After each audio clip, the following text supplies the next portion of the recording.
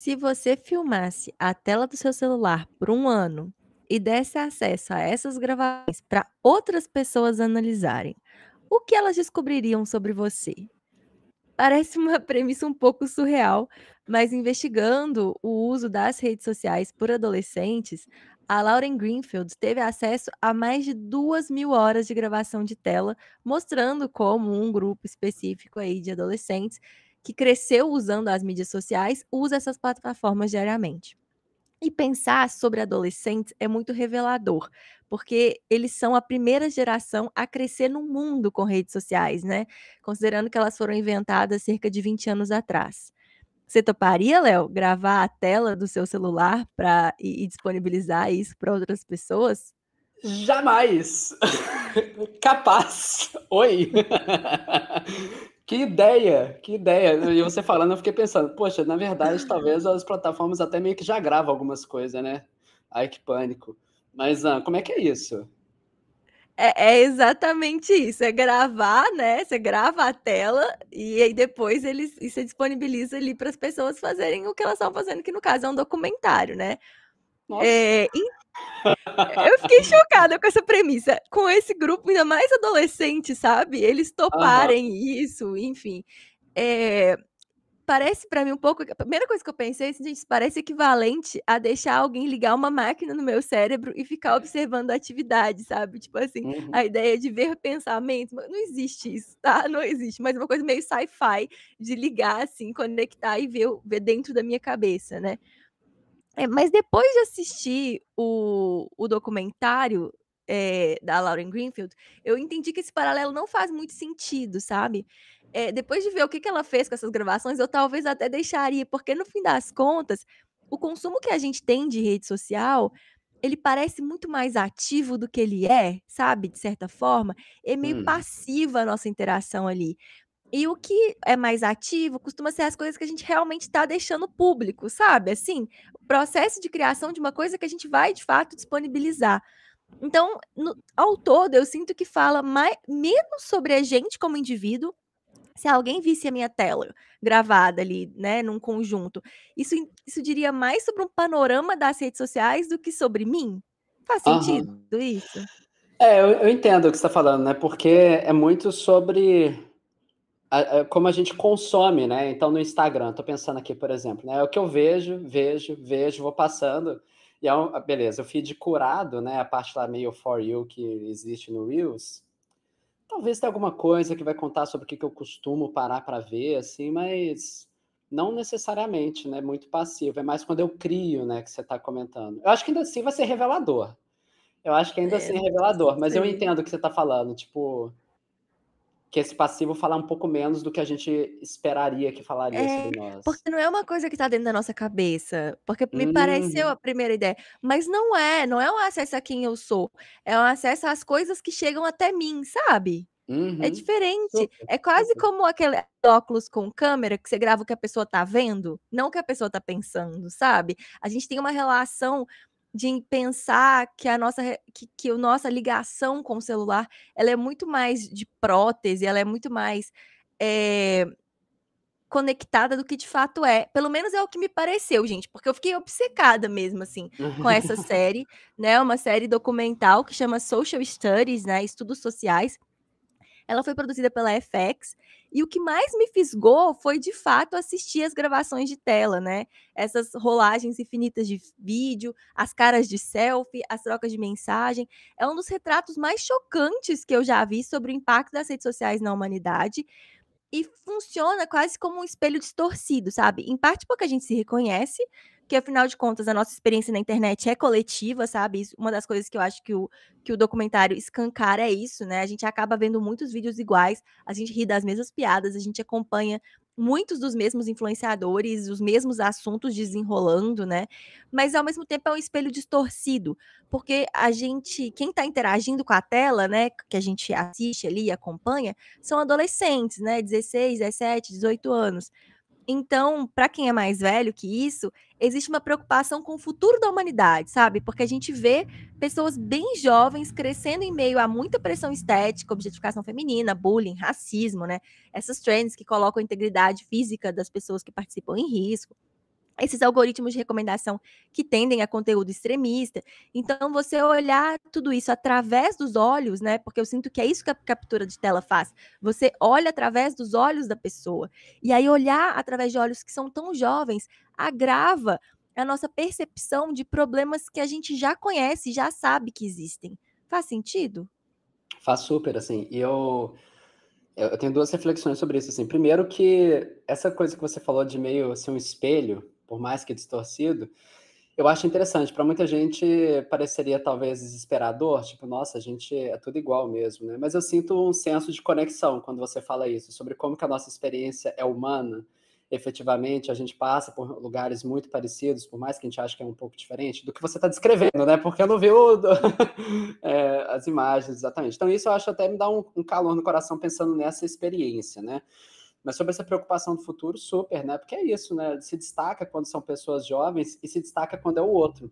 Porque acho que a gente para refletir menos quando é a gente, né? Aí quando é num terceiro, você fala assim, caraca, o que vai dar, né? Como é que é isso? E talvez até convida a nossa própria reflexão.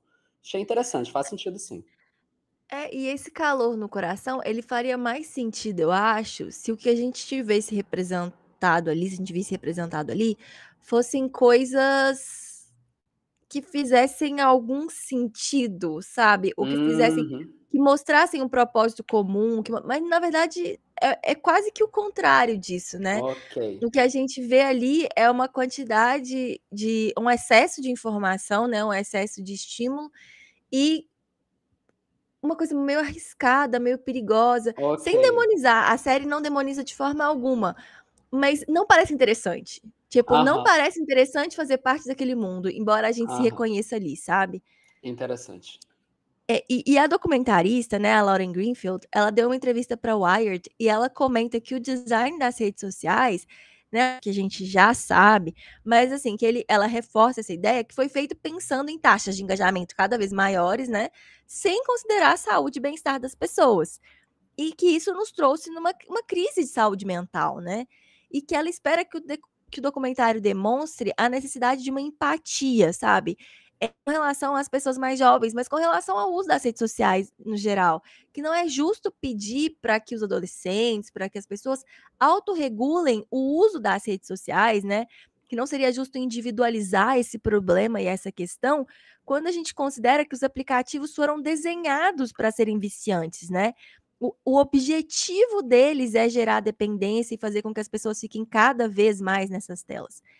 E um paralelo interessante que um dos adolescentes faz é com cigarro, né, que, enfim, quando descobriu-se, né, as evidências mais sérias aí da ligação do cigarro com o câncer de pulmão, com várias doenças, enfim, houve uma mudança, né, houve uma regulamentação. Então, assim, individualizar essa questão nunca é saída.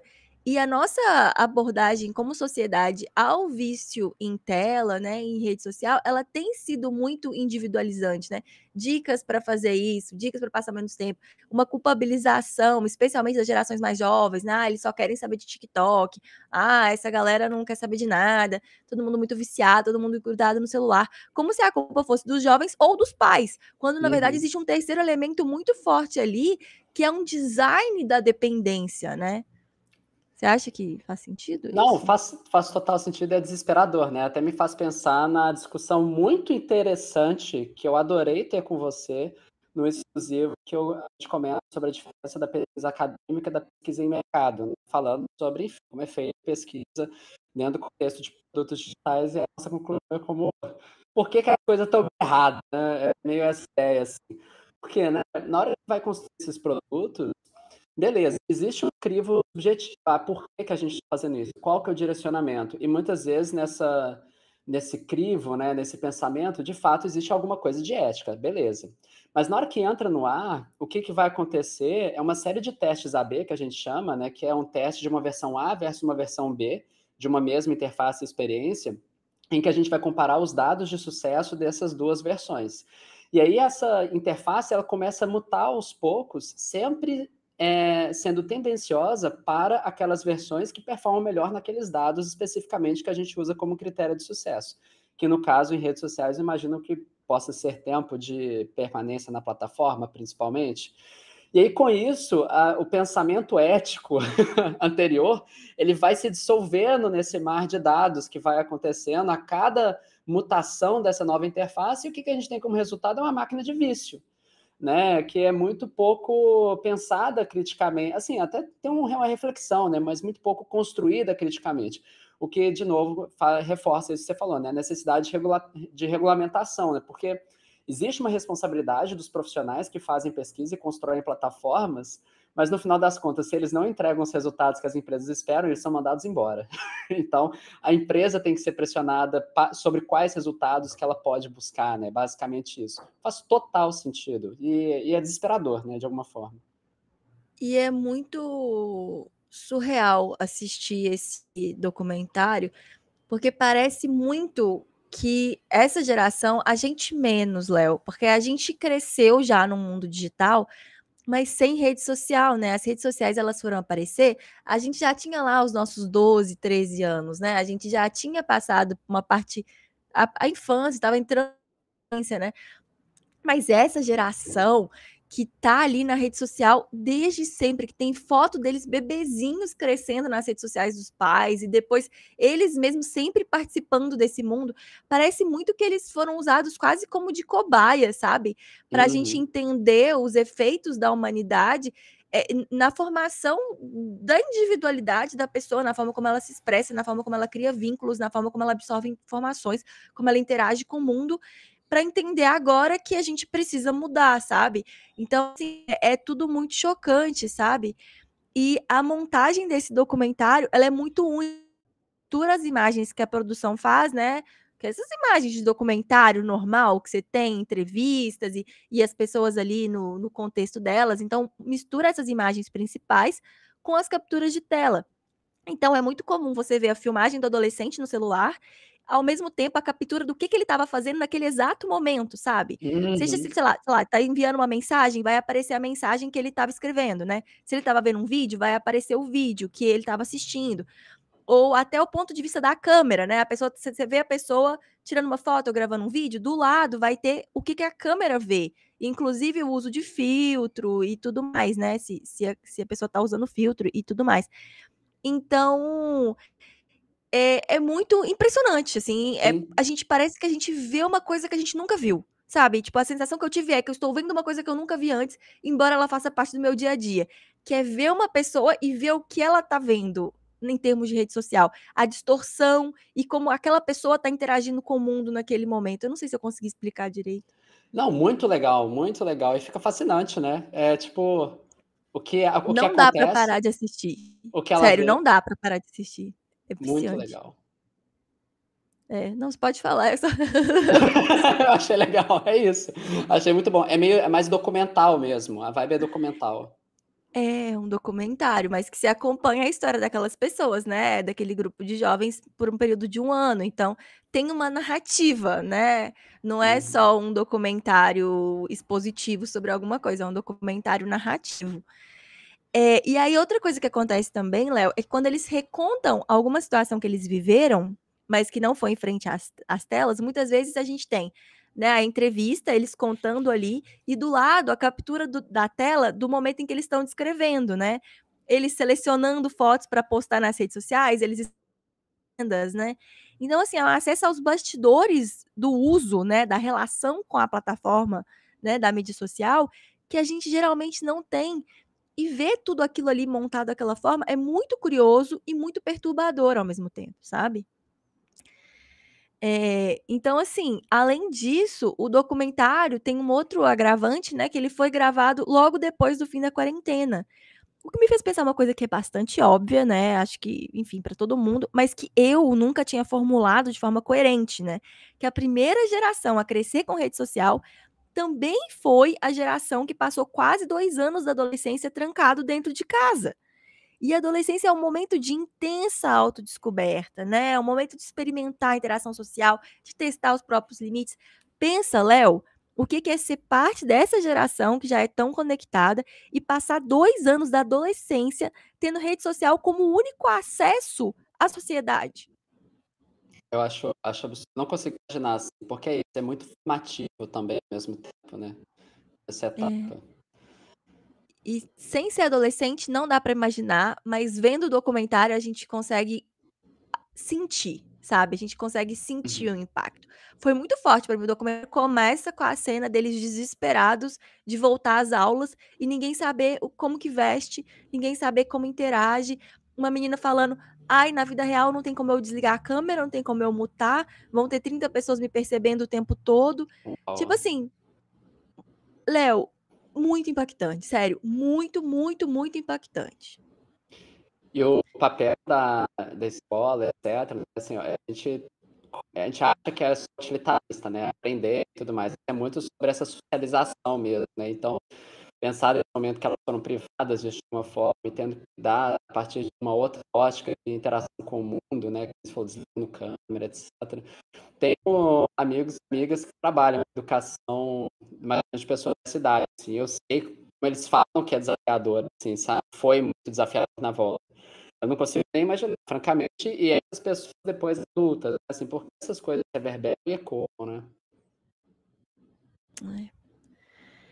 Enfim, a série documental, ela tem 5 episódios, né? O último estreou semana passada. No Brasil, ela tá disponível no Disney Plus. E, assim, é uma perspectiva muito única sobre mídia digital. Eu recomendo muito que vocês assistam, especialmente se vocês se interessam por cultura digital e tecnologia.